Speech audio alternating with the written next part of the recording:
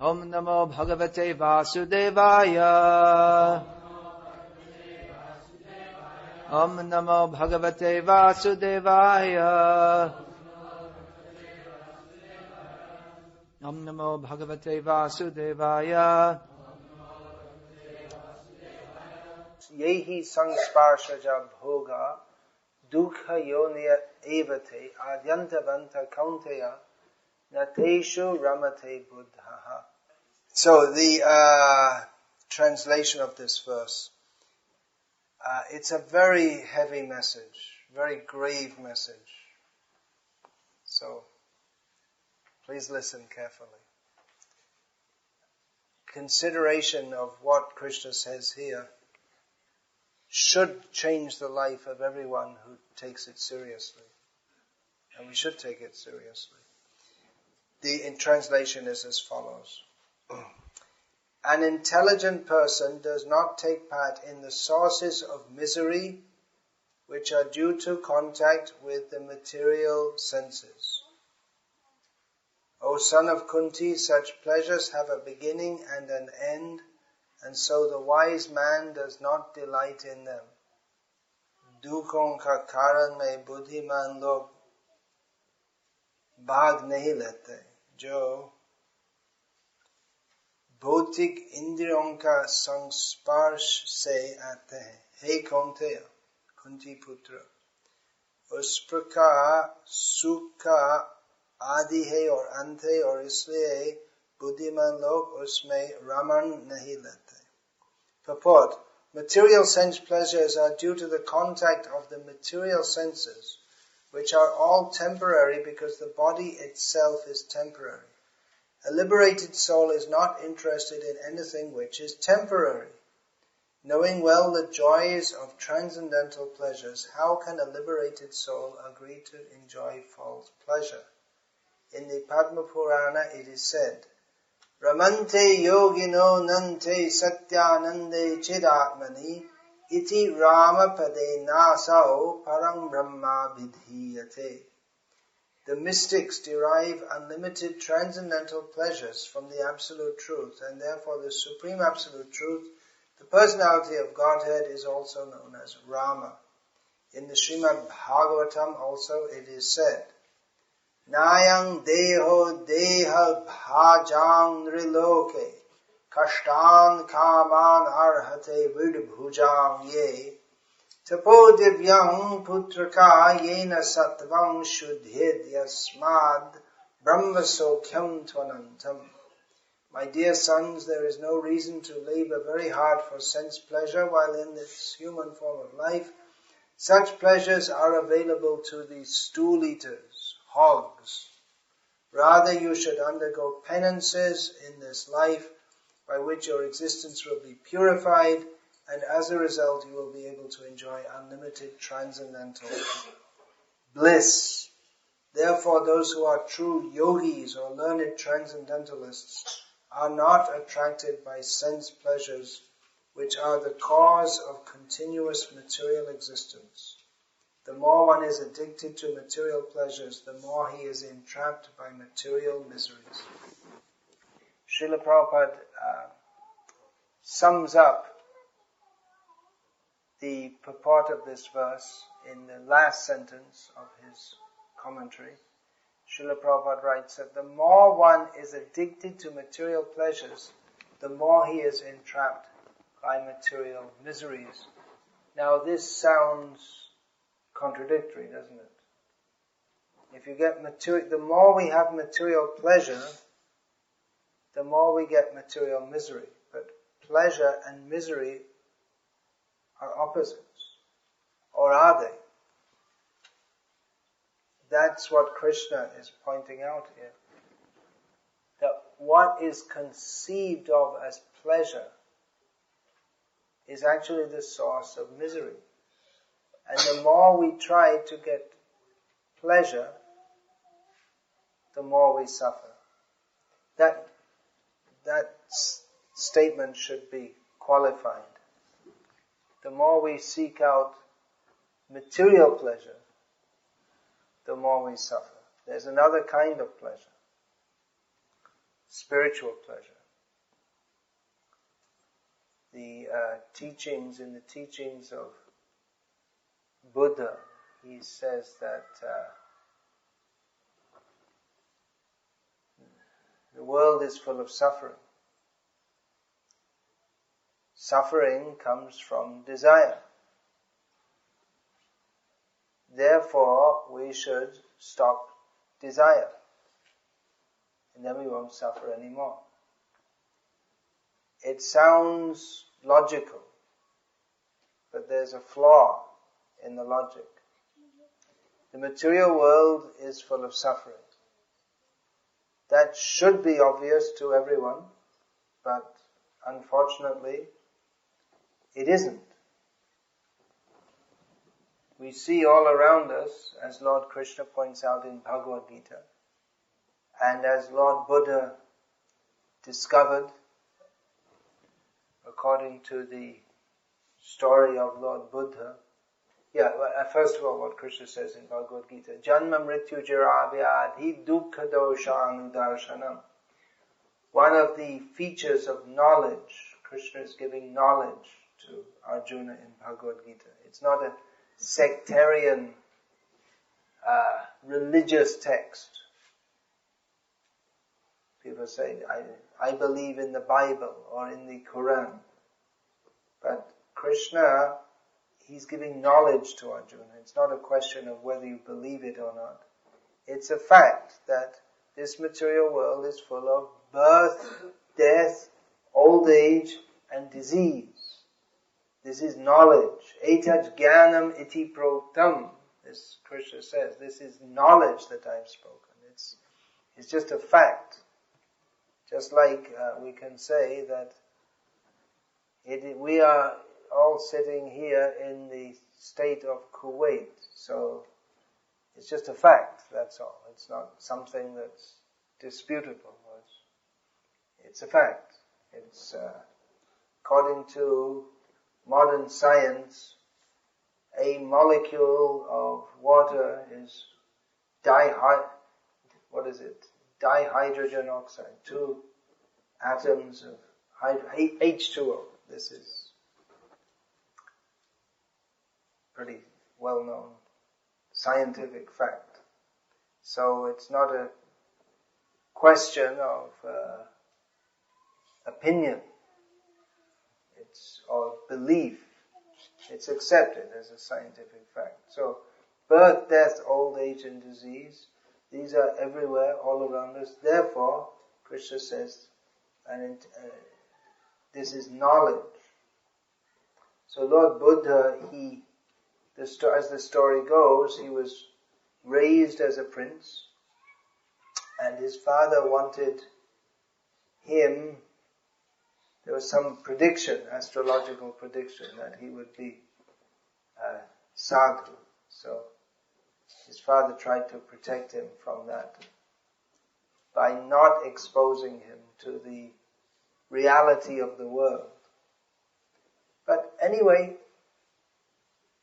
as was fated, from time to time he made some expeditions outside the pleasures of the palace. His father protected him from seeing any misery.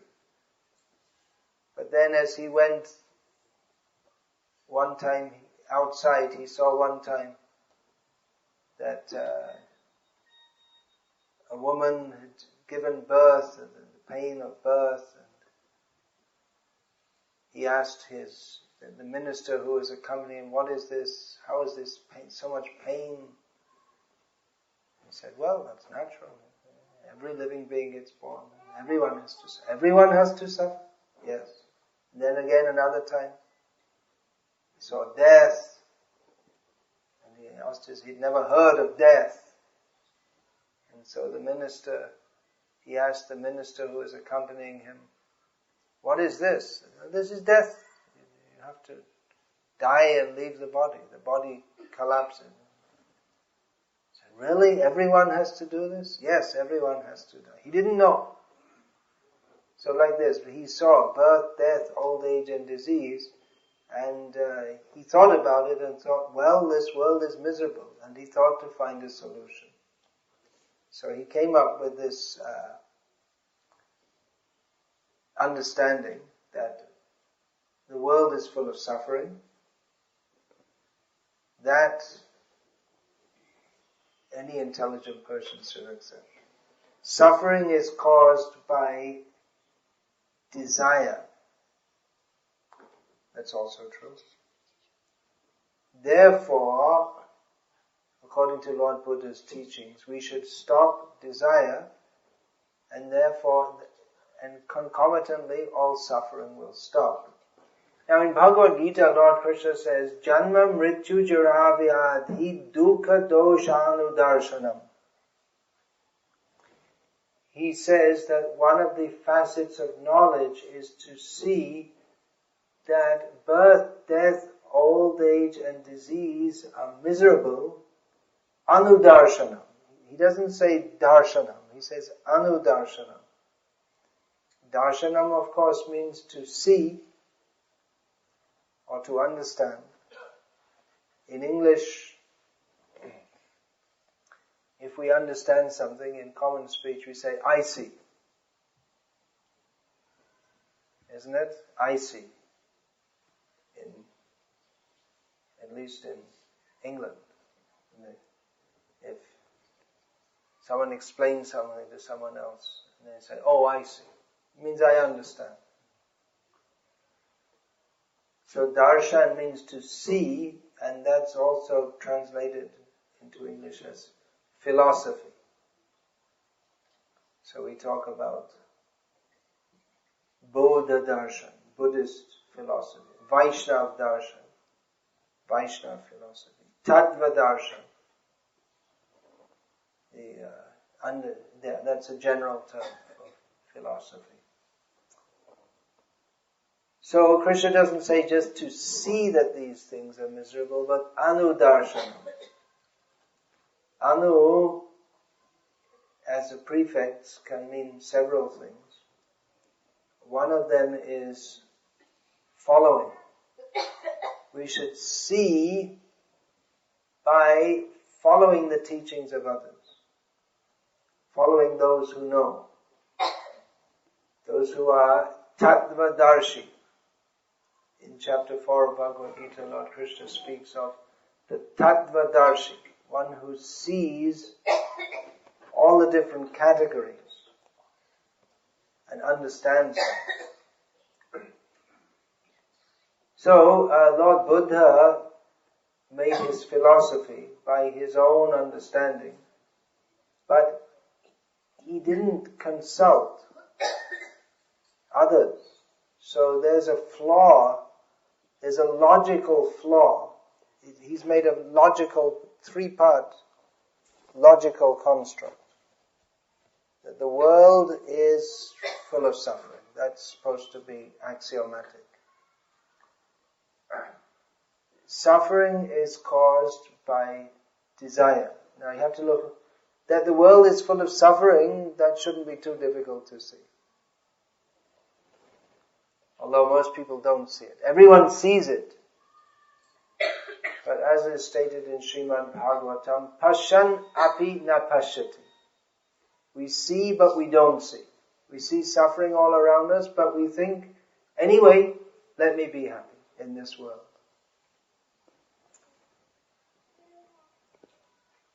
So, real seeing means anudarshan, to see through the trained eyes of knowledge. That's true not only in spiritual knowledge, but in any sphere of knowledge. If we're trained, then we can see or understand things which other people don't understand.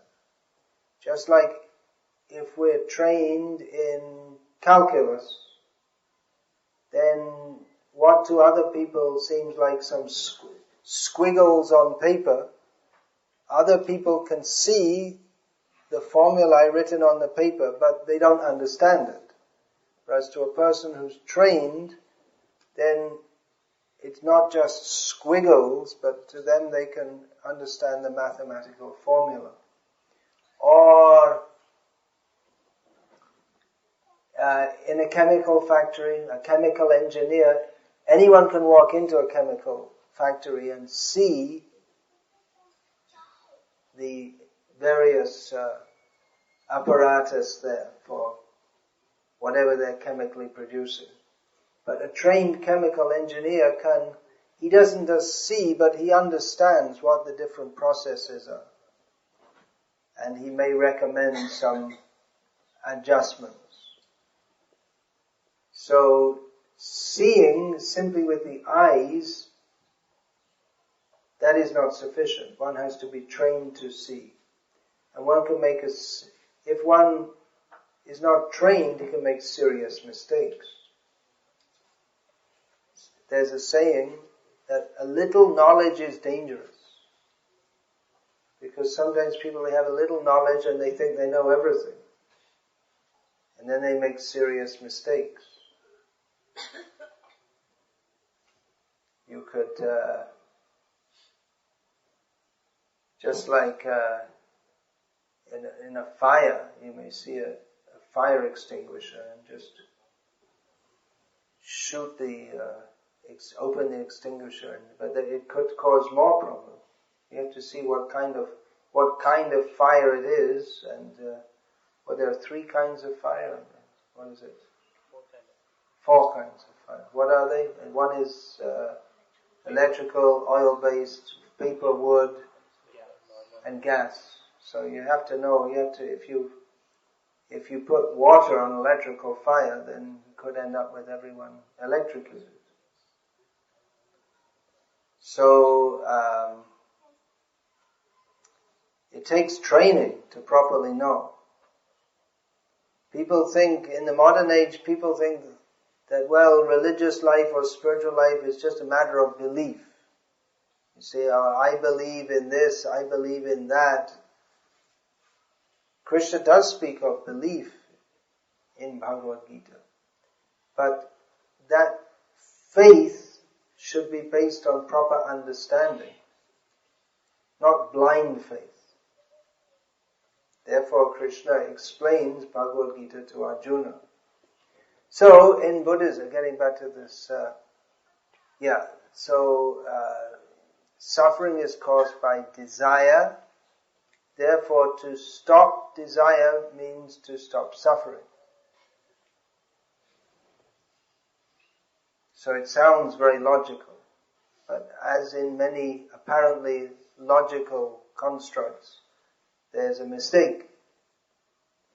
Because this series of 3 statements, in it there is the error of presuming that the only kind of desire is material desire.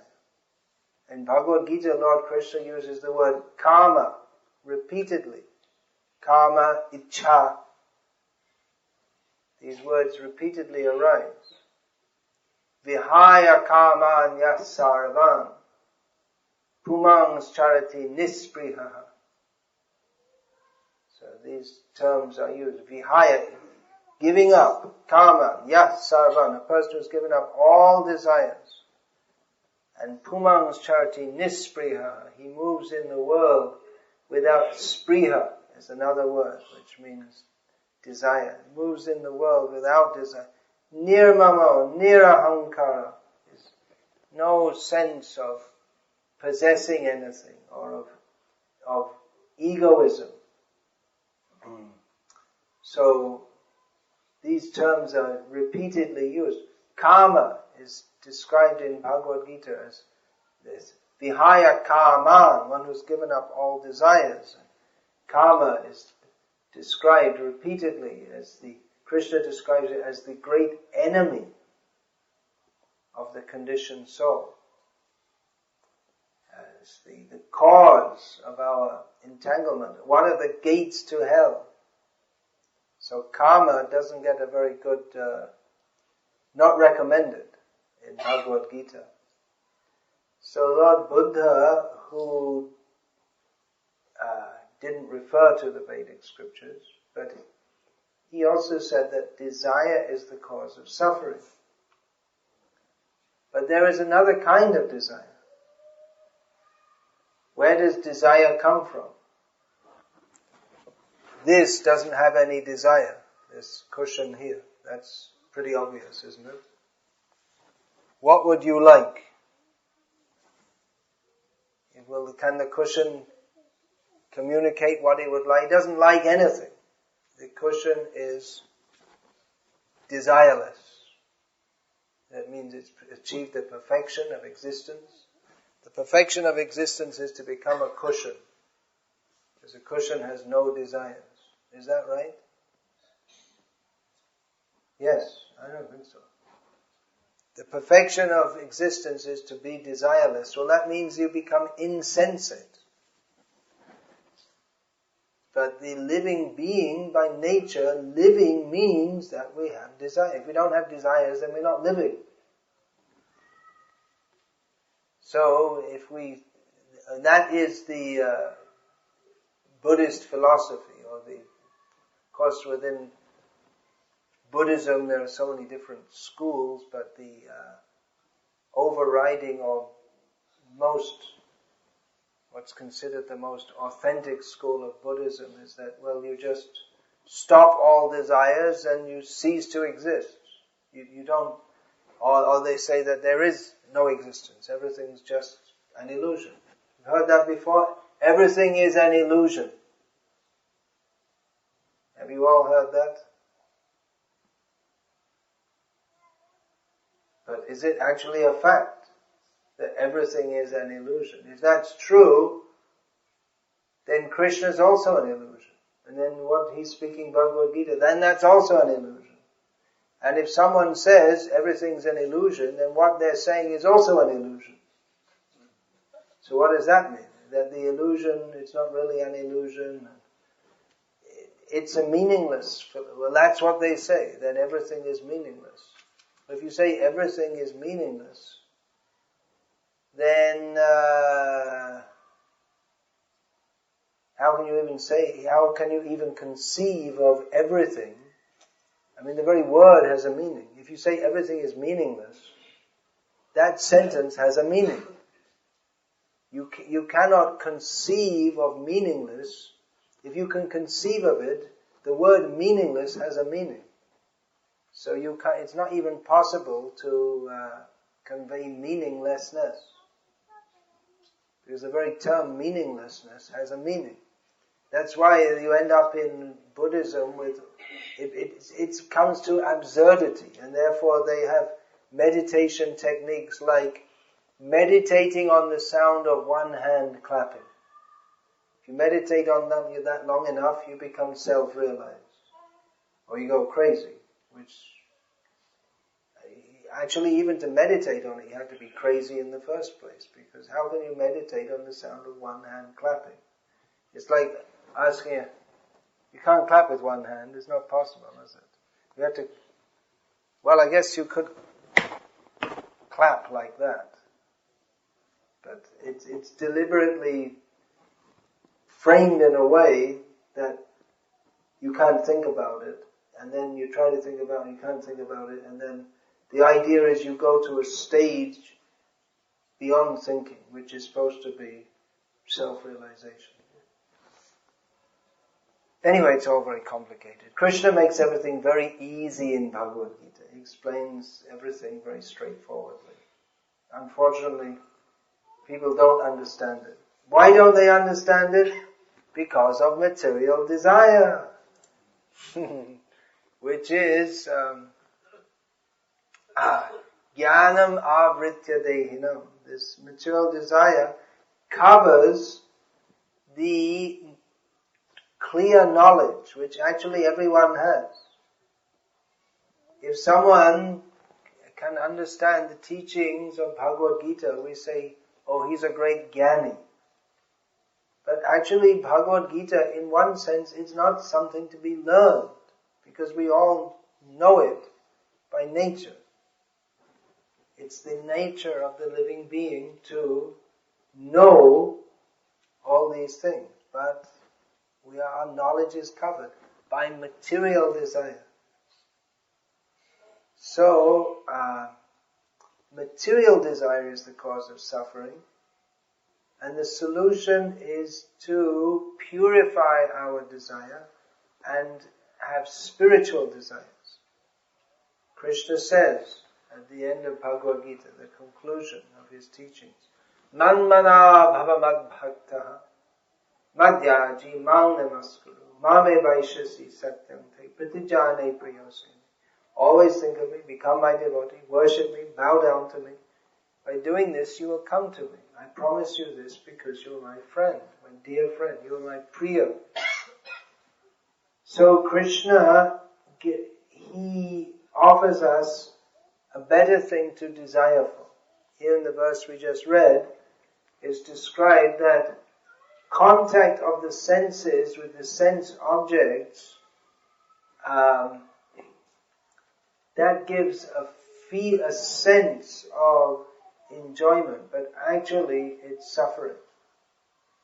So instead of desiring sense enjoyment, we should desire Krishna.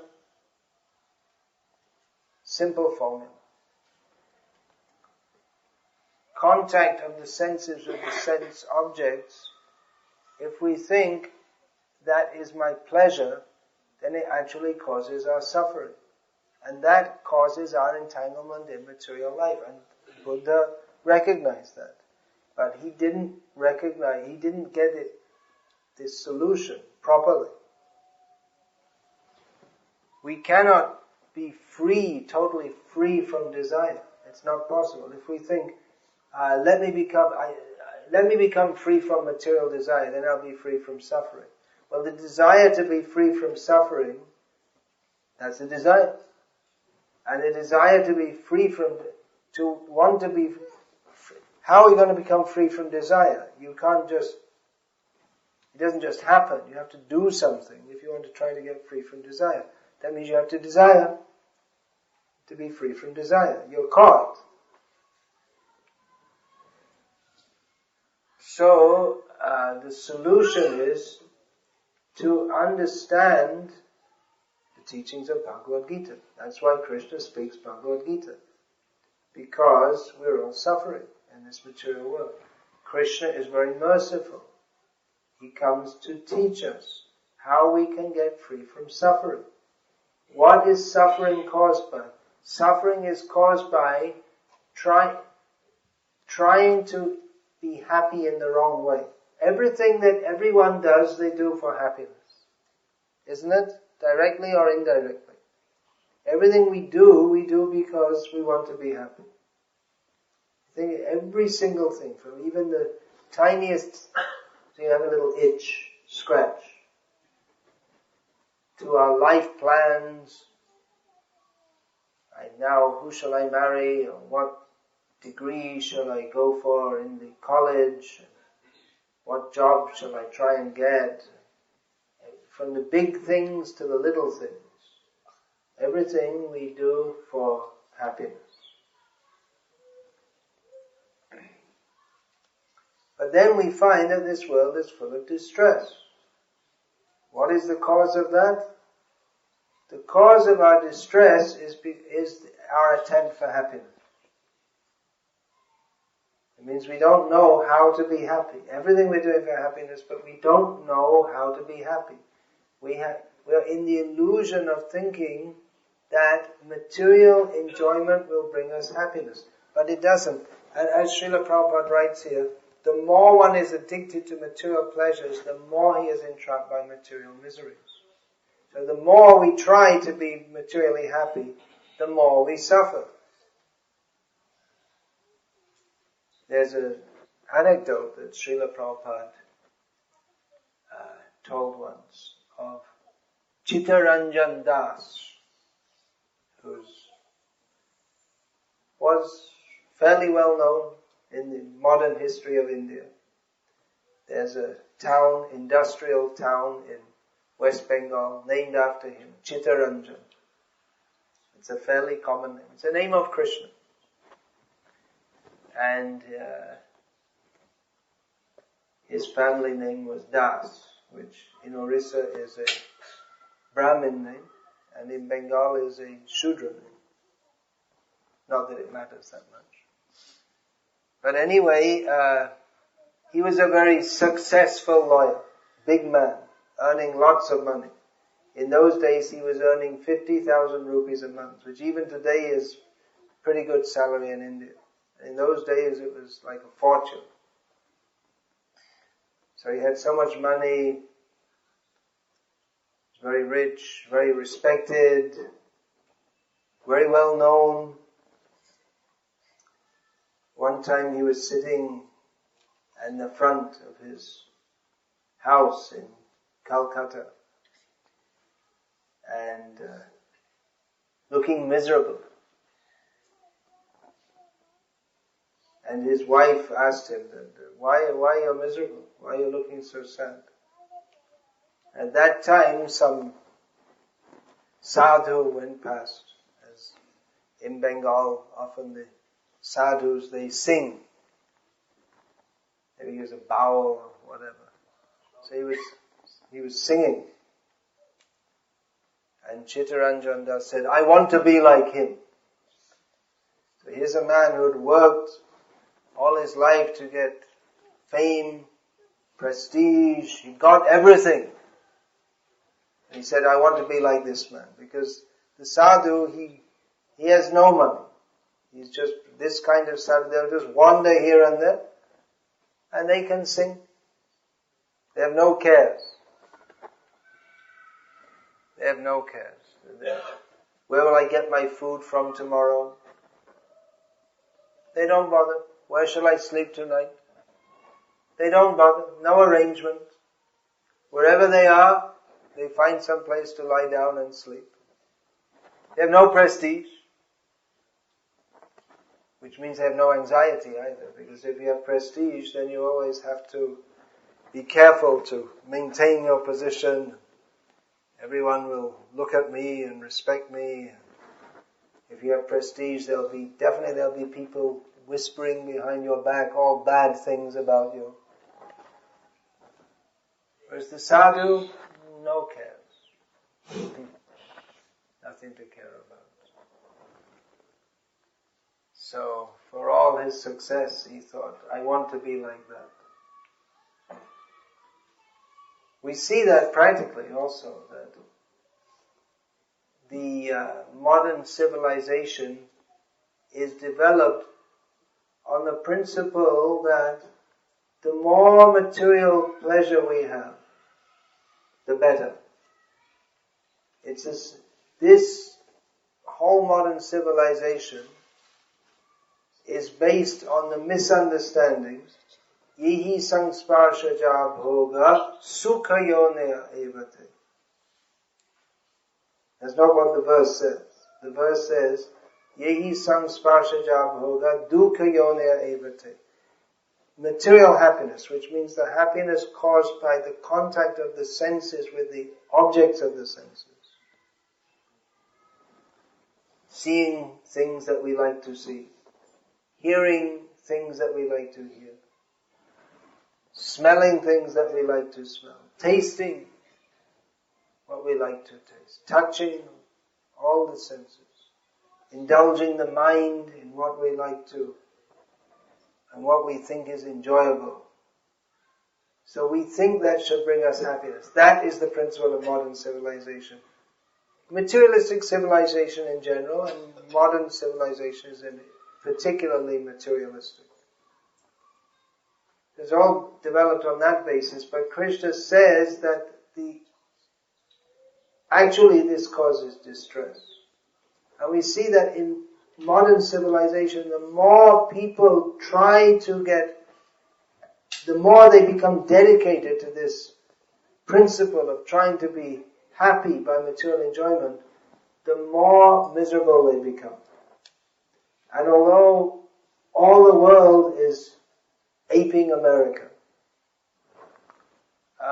America itself is a very disturbed country. The whole society is very confused. There's lots of crime. The family unit is broken down. Many children are born to mothers who are not married, and even if they are married, then they become unmarried.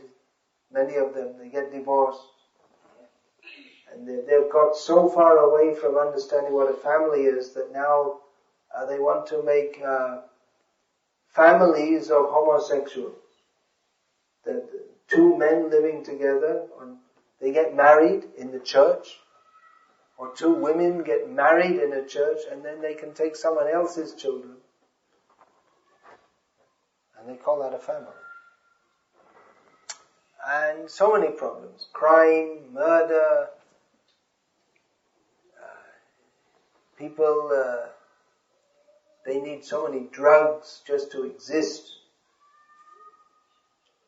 People, in America, the word Prozac is a household word. A few years ago in America, someone told me that,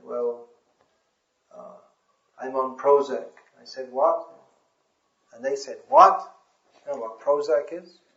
It's an antidepressant drug. And it's so it's a household word. Everyone knows what it is. I don't think it's over the counter. You have to get a prescription. But it's so well known that it's like saying Vaseline or something. It's the name of the brand, but it's so well known, or Borrowing or something. In Bengal and Orissa, everyone knows Borrowing. Hajimola. Something like this. Pan Parag. Something like that. Well known. So Prozac, everyone's heard of it. Everyone knows what it is.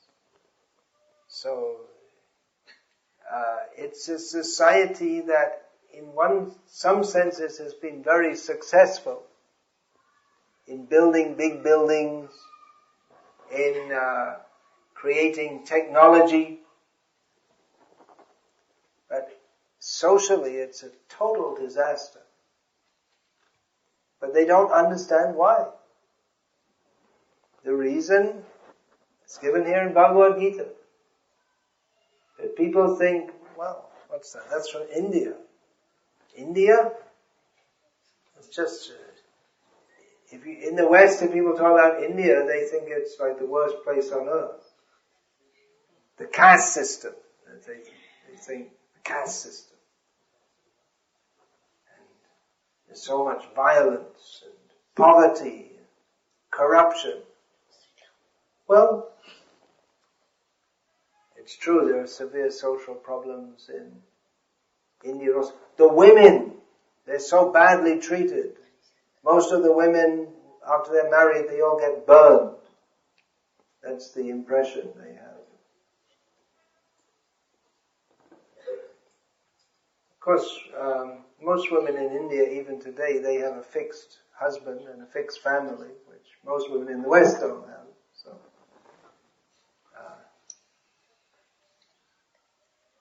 the independence of women has meant that they don't have any fixed family. And when both men and women, because they don't have any family, they throw the children out. They don't even want the children. They think the children are just a nuisance. So when the maximum age they can stay at home is 18, and the parents throw them out. What are you doing? I looked after you long enough. Get out of here. Let me enjoy myself. And then they all end up in old folks' homes or dying miserably in their old age. So the solution is given in Bhagavad-gita, but people think it's some kind of sectarian text, and they have this. In America, it's very, or in the West in general, there's this idea that, no one should tell me what to do. I'll be an individual, so I'm not going to listen to any Bhagavad-gita. Why should I listen? I can find out my own way. It's very foolish, because they say, I don't want to listen to what anyone tells me. But We don't find many people in, for instance, India saying like that. So they got the idea in the West from people telling them that you shouldn't listen to anyone telling you what to do. You get it? That someone told them that you shouldn't listen to anyone, so they took that instruction from someone. It's hypocrisy. You'll find in some books people writing, don't read any books. Just think, in a book it's written. In some book, there was one famous New Age guru, I don't think he's so popular nowadays, they come and go in fashion, called Stephen Covey. So, he was very popular about 20 years ago or so. So I happened to see one of his books, and I opened it up, and it was his description of the perfect person. He was giving short sutras about the perfect person, what they should do. They should be strong-minded, punctual, and all these different qualities he gave. So one of the things I saw was he said that he doesn't accept anyone as his guru. So this person Stephen Covey is known as a New Age guru, and he's giving all kinds of directions about what you should be like. So people are practically accepting him as a guru, and one of his instructions is not to accept a guru. So it's all hypocritical. People are so messed up and foolish, they can't understand even very simple things. If we want to first of all, that human life is meant for higher things than simply enjoying the senses. And that should be obvious, but the whole society is so degraded that they think that the aim of life is simply to enjoy the senses, which Krishna here states is the cause of suffering. But they can't see that. They think, well, if I'm suffering, then the solution is to have more sense gratification, which is the cause of the problem in the first place. And so they try to get more and more, and then they get more and more frustrated, they get more and more angry, and they go crazy. And it's crazy. It's just a completely crazy society where people are just trying to get happiness in a way that they cannot get it. So Krishna gives us very good advice here. And actually, this is knowledge. This is not Indian knowledge or American knowledge. This is knowledge for all of human society. But that you are born in Indian, I presume most of you are from Hindu, or probably all of you are from Hindu families. So you have that advantage. You don't have that cultural disadvantage of thinking that Bhagavad-gita is some sectarian book from some backward society. Of course, Indians also think their society is backward, their culture. That's a result of the aping the West. If we think that everything in the West is better. But actually, this is knowledge. And you can accept it more easily due to your cultural background. But please try to understand, it's not a matter of faith.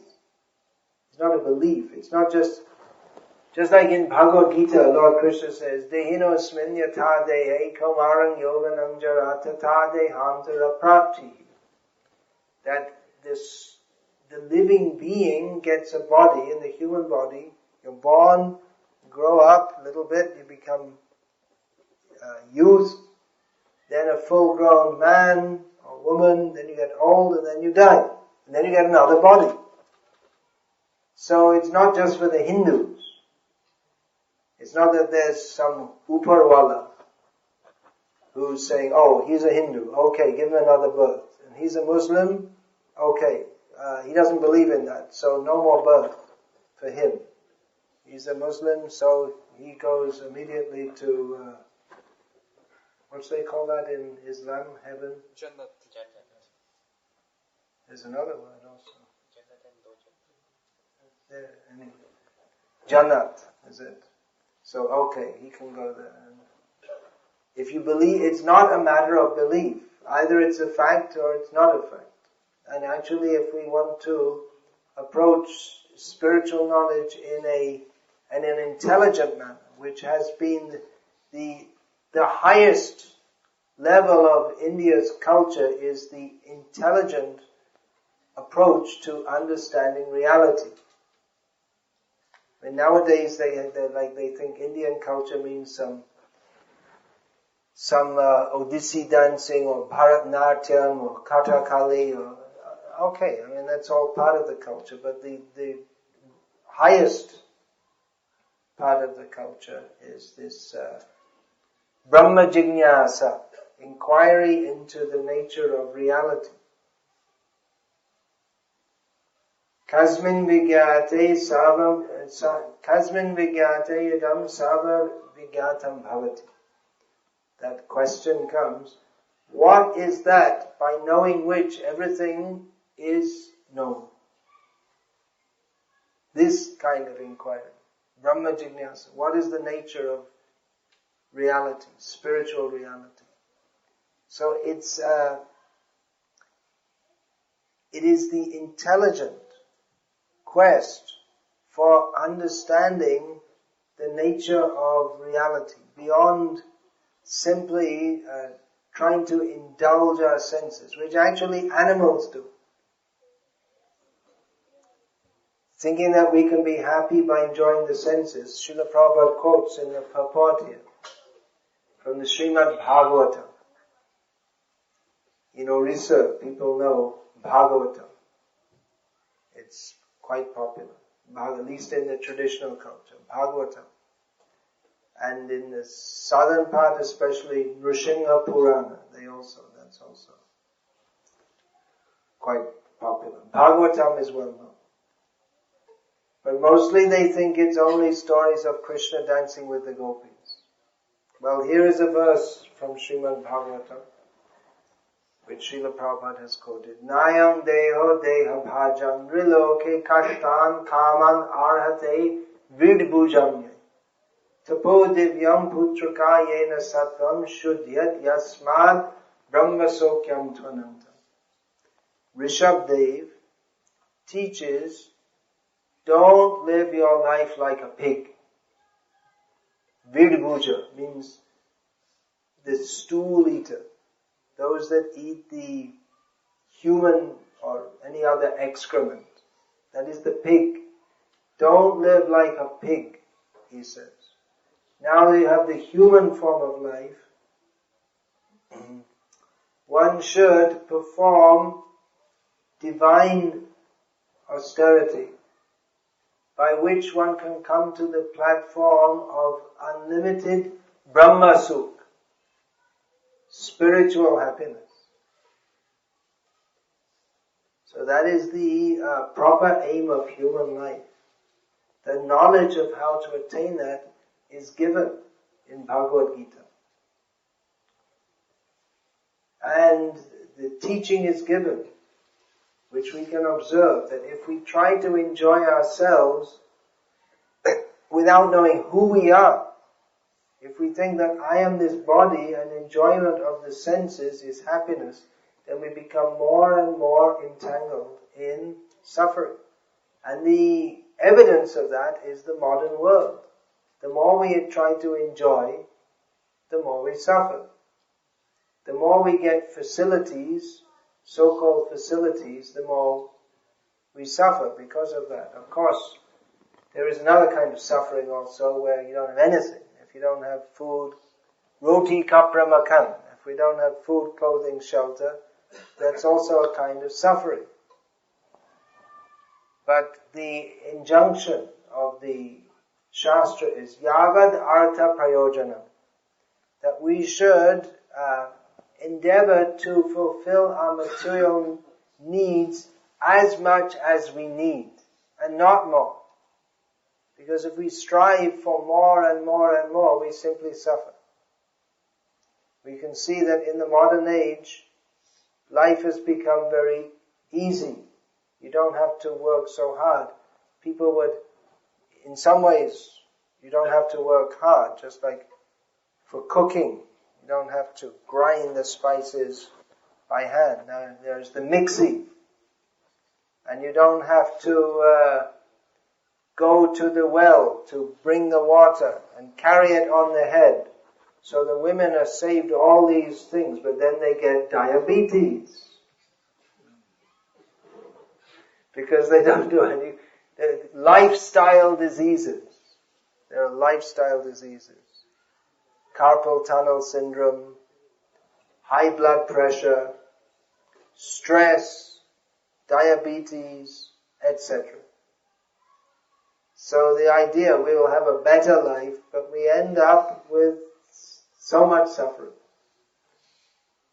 So, the Vedic injunction is, don't strive for more than we need materially, but strive for that which we really need, which is spiritual. And that Krishna gives, Nandana Bhava Mad Bhakta. Think of me, become my devotee. Solution to all the problems. Think of Krishna, become his devotee. Those of you who are from Orissa, generally, who's from Orissa, Oriya background, born in Orissa or Oriya family, most of them here. So that's your good fortune, that everyone in Orissa, almost everyone, they're Jagannath Bhakta. So, not only the Hindu, even the Muslims, it's the culture of Jagannath there is so strong that the Muslims also, they also love Jagannath.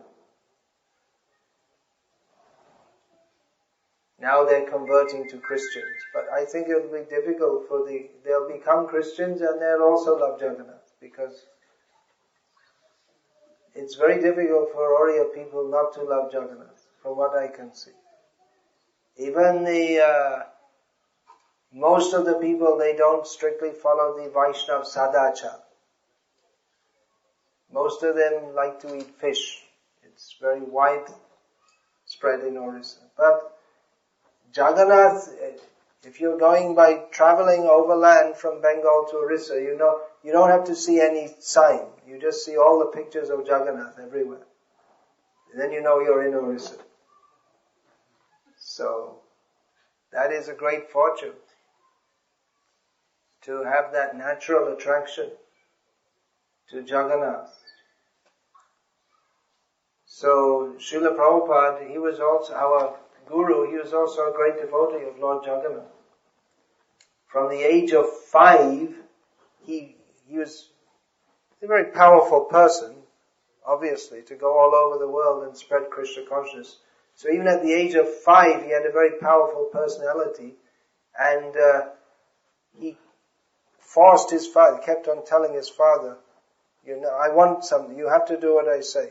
You build one, get one Rath cart built and we'll do Rath Yatra, Jagannath. At the age of 5, he did this in Calcutta, because he saw, even now in Calcutta, on the Rath Yatra day, you'll see so many Rath Yatras are going out. Because people, Jagannath, he's not only Oriyanath, but the Bengalis, I know Oriya people don't like Bengalis much, but Jagannath culture is also very strong in Bengal. Not as much as Orissa. So there are many Rath Yatras, and Prabhupada, he thought as a young boy, I want to have my own Rath Yatra. So he arranged that, made a little Rath, and all the local ladies, they cooked some bhog and offered to Jai. So he did the whole festival. And then later, at the age of 69, he went all over the world. And one of the first things he did after establishing Krishna consciousness in the West was to start Jagannath Rath Yatra. And now Rath Yatra is Jagannath Rath Yatra is held all over the world, in all the famous cities, and even in many, many places which you never heard of. I don't think anyone in ISKCON even knows all the places it's being held in. so many small towns in Siberia, in different mahallas of Delhi. I think ISKCON organized, there's about 20 throughout the year in different parts of Delhi.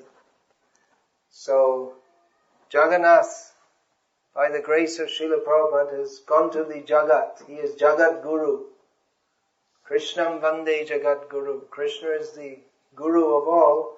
Srila Prabhupada has brought Jagannath to the whole world and brought the teachings of Jagannath in Bhagavad-gita, by which people can live happily. That idea is there, isn't it, in Puri, that everyone should come together and eat together, and in taking Jagannath Prasad, there's no consideration of who is higher or who is lower, because everyone is under Jagannath. So this is actually Vaishnav culture. That everyone, this is really Vasundhaiva Kutumbakam. This is possible if we know that Jagannath is there. We're all under Jagannath. So you're very fortunate to have this culture of Jagannath. So we can only request you to take that up more and more and try to understand the teachings of Lord Jagannath given in Bhagavad-gita. Chaitanya Mahaprabhu, he also made his base in Puri. At that time, I don't know if there was any Bengali Oriya feeling. Chaitanya Mahaprabhu, he never said, I'm a Bengali. But the Gajapati at that time, he also recognized Chaitanya Mahaprabhu. That was Prataparudra Dev. And the present day Gajapati, King of Puri, he also is, of course, a great devotee of Lord Jagannath. And he's also very appreciative of ISKCON. He's attended Rath Yatras organized by ISKCON all over the world. So, I can simply request you to increase your bhakti to Jagannath more and more by the process given by the Vaishnava Acharyas, especially the chanting in this age, Sankirtana, Hari Sankirtan. We find that still in the villages, especially of Orissa, very beautiful kirtan, so many expert mridanga players and singing so sweetly. So we can simply request you to take that up more and more and be happy. There's no happiness in material life. Really. That's the purport of what Krishna is saying here. Real happiness is with Krishna. So please take that up, and we should all live together happily under the shelter of Jagannath and all his devotees. And if anyone has any question, I will take that now, otherwise I'll finish speaking now. Yes, you can speak in the mic. I can hear, but the others won't, so please speak in the mic. Speak so it comes in the mic. We say that everything is ours in the life, so is soul also is not ours. So we say everything is... Nothing is ours in the life. Yeah. So is soul also not. Nothing is ours. Everything belongs to Krishna. So is the soul ours? No, we are the soul. We are Atma. Sometimes we think, I am this body and I have an Atma. But actually I am Atma and the body is only temporary. But the Atma also belongs to Krishna. That's why he's called Jagannath. We belong to him. We are not independent. So yeah, we belong to Him. And when we understand this, then we're happy. If we don't understand this, then we simply suffer. Simple point. I belong to Krishna. There's a nice verse in this regard. Srila Prabhupada used to quote sometimes by Yamunacharya. He's written one prayer called Stotra Ratnam, a series of prayers to Lord Vishnu. Bhavantam evanu charam nirantara prashanta nishesha manoratantara kadaham aikantika nitya kinkara praharshi yashami sanata jivita. He says that when shall I be happy simply to recognize that I am your servant. I am your eternal servant. Then all the garbage in the mind, all the disturbance of the mind, that will cease and I will become very peaceful. And I will live as someone Sanata, who has got his master. And Srila Prabhupada, when he explained this verse, he would say the other word is anata. Just like the children, if they don't have parents, they're called anata, orphan.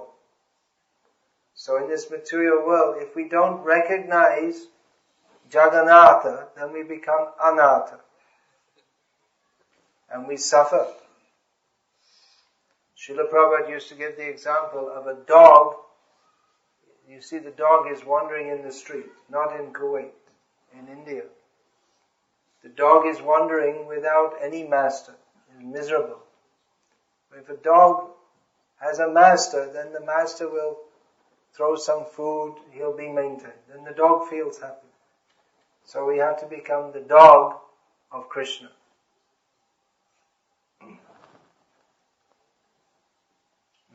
Tomara Koka Baliya Jana Hamore. This Bhakti-Vinod Thakur has written one song that I would like to be, he's praying to Krishna, I'd like to be just like your dog.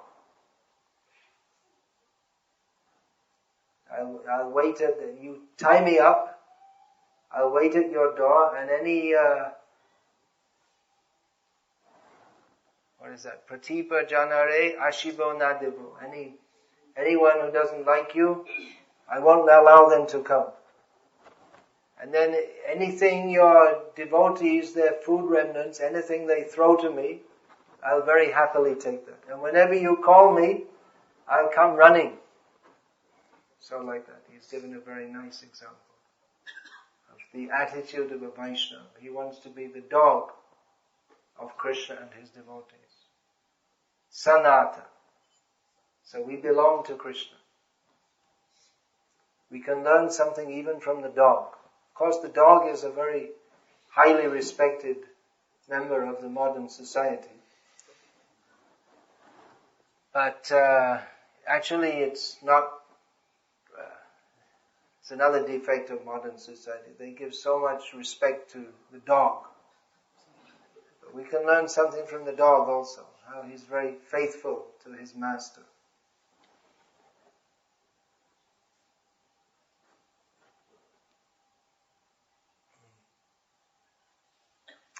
Anything else? Any other question? Yes, please. You said that Bengalis are not very much liked by Orias. Well, that's saying, I think, because that's a little joke. I mean, it's true also. There's some sense of that, from what I have sensed, but it's not very important because that's material life. You see, no one likes. Friendship in this material world means we gang up against someone else. Isn't it? It's just like, what is it, that the Tamil people don't like the Kannada people, then Tamil Nadu, then different, don't like Pakistan, But then, if Pakistan is playing cricket match against Australia, they want Pakistan to win because you think, well, they're more or less our people. It's like that. That's Machiavellian politics. There's a famous philosopher of politics from Italy, Machiavelli. He said the good ruler always keeps the country at war or being prepared for war, and always blames everything on the next state. And this way you won't have internal disturbances. Because if the people they're ready to fight, they think the enemy's over there. Because if they're not fighting someone outside, then they'll be fighting inside. It's just like, I read that there's one newspaper reporter from America, he was speaking with someone in Pakistan about the floods in Pakistan, and he said, well, it's all caused by India. How can that be? He said, well, they have technology, they can make they can send the clouds over here.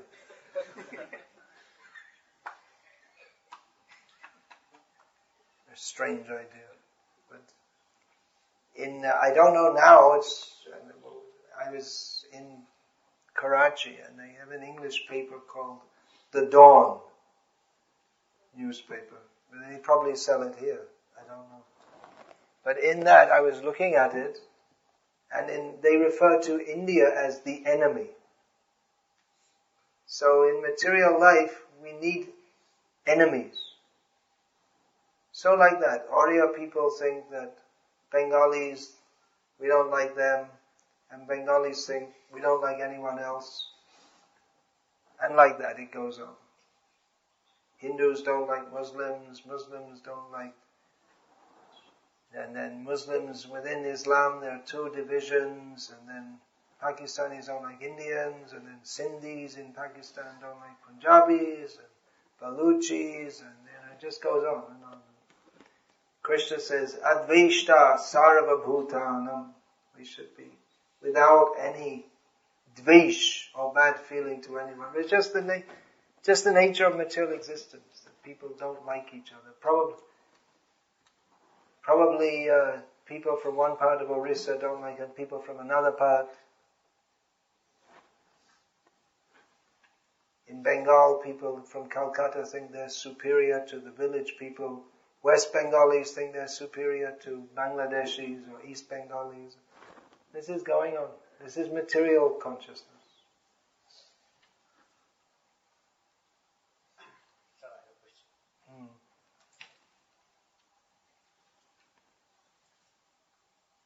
Sir, you spoke of how Americans are leading a... Do you want to speak into okay, I can speak louder. How Americans Well, are... I'll have to repeat it because probably the people... No, I can speak louder. How Americans are leading a wretched life because of their desire for materialistic world. Living a richer life? Wretched life. Wretched life. Americans are leading a wretched life. The fact is, if Americans would not have a materialistic desire, maybe the Chinese will starve. If the Americans would If have the Americans didn't have materialistic desire, then the Chinese would have starved. Because today the Chinese industry is feeding to America. Now the Chinese have come up. See, suppose Americans do not have desire for technology, the Indian technocrat will starve. The Indians would have starved. Actually, the Indians starved during in 1943 as a result of Churchill, his policies. He deliberately starved literally millions of Indians. The government stockpiled all the grains, and they put it at a very high price. And they wouldn't allow them to import grains. They starved them. Now in Bhagavad-gita, Lord Krishna says, where does food come from? Lord Krishna explains in Bhagavad-gita. Anad bhavanti bhutani, all living beings live on grains. And parjanyadana sambhavaha, that rain makes grain or food possible. And so it's food is coming from God, not from the Americans. That's what the communists, the Bolsheviks said when they would go to the villages in Russia and tell the people that you pray to God for bread, but He doesn't give you bread. You said, pray to God for bread and see if He gives it to you. So they'd pray and say, well, did God give you bread? No. He said, now you ask us, and they'd have it prepared to give it. Okay, take bread. So you should believe in us, not in God. But the fact is that they could not have produced that food if it wasn't for the grace of God who supplies everything. And you're saying the Chinese are coming up, but the factories, they don't produce food. Food doesn't come from factories. Food comes from the soil. From the soil and from the rain, it's all by God's arrangement. So the factories, they have not produced food. They produce mostly extraneous things. And before there were any factories, people were living and eating. So how is it that by Americans developing that people can eat? It's arrangement of God, not the arrangement of Americans or anyone else.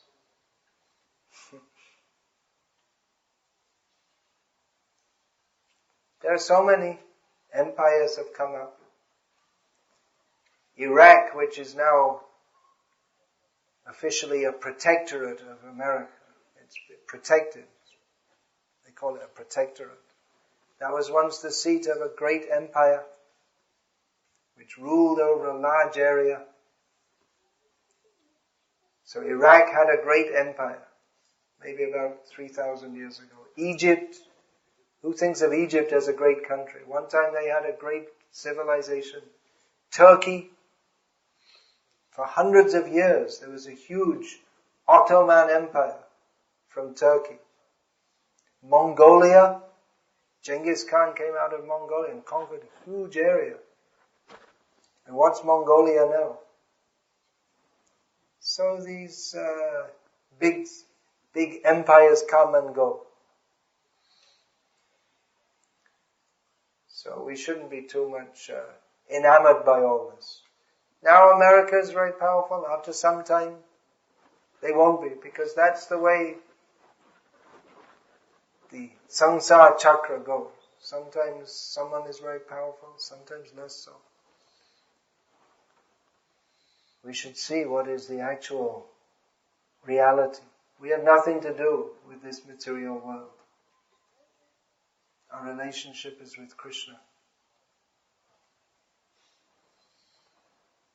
Anything else? Yes, please. Yeah.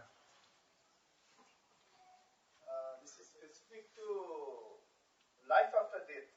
In Bhagavad-gita, some chapters we see you will come up in different forms of life. Lower forms, higher form, and other things. Yeah, that's stated in Bhagavad-gita. That we get different forms according to our activities. Yes. You know about Orissa culture and all that thing. But those village people, To some extent. I know about Oriya culture. Is when somebody we have found some people in the villages when they get agitated, very much agitated because of some reason they do some curse like they give. Yeah. When they say you will be born this because you are doing this, Bhagavan will not tolerate this. I curse you that you will be born in this. Yeah, they may curse someone. They curse someone to be born on a lower level of hierarchy.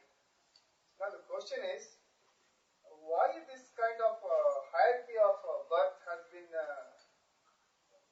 Why is there hierarchy? Hierarchy of life. Hierarchy of life. Well, that's you can understand. That's quite scientific, actually, because for every action there's a reaction. So if we do good work, we get a higher birth. If we do sinful work, we get a lower birth. And cursing and blessing is also possible. It's not necessarily if you curse someone that they'll get a lower birth. You have to have the power to do so also. So just by saying to someone, you'll be born in lower birth. But if it actually comes true, then you lose your punya by giving that curse. So it's all quite complex. But it's easy to understand that if we do good work, then we get a good birth. If we do bad work, then we get a lower birth. It's a simple principle to understand. There's one question from the Hindi speakers.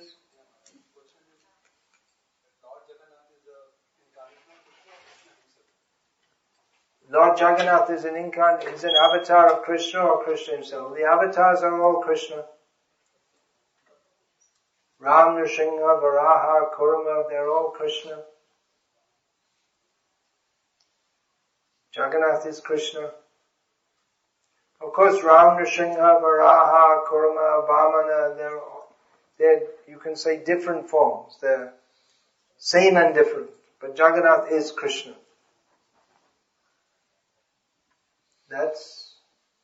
He's there with Balabhadra, Balaram, Subhadra, his brother and sister.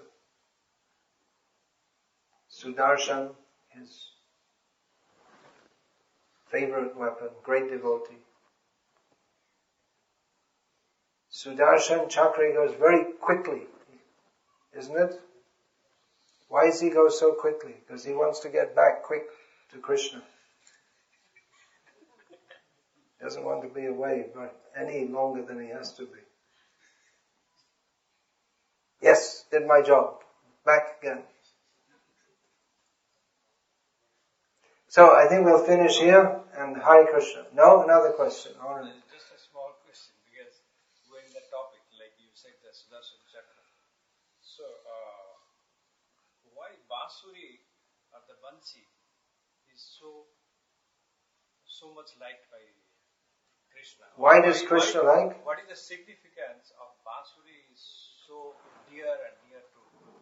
Why he like it? Why does he like it? Yeah. Well, why? What do you like? What do you like? Why he did not pick up something else like Could have. or maybe Oh, he has a mridanga also. In Chaitanya Leela, he has a mridanga. everywhere. Why does he like a flute? Yeah. Well, what do you like? For what? No, I'm just asking you to help. You like the kartal. Okay, you like the sound of that more than anything else. And maybe someone else likes a guitar. Someone likes a violin. It's personal taste, isn't it? Krishna's a person. So that's his personal taste. He likes the sound of a flute more than that of an electric guitar. Flute also, being cowherd boy, the Gopals, they use the flute for calling the cows.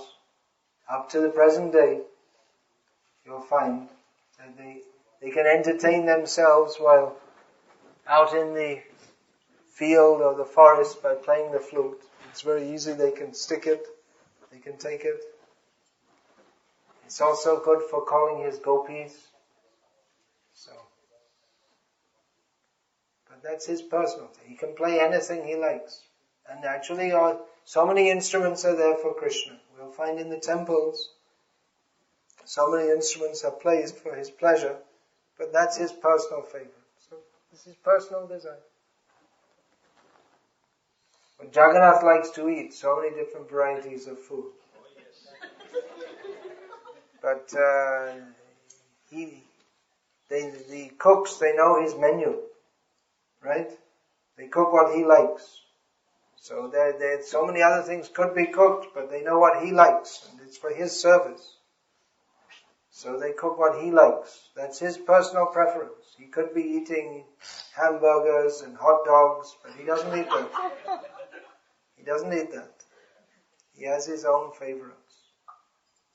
So bhakti means to know what Krishna likes and try to provide that for him. We're very small, but he's very kind.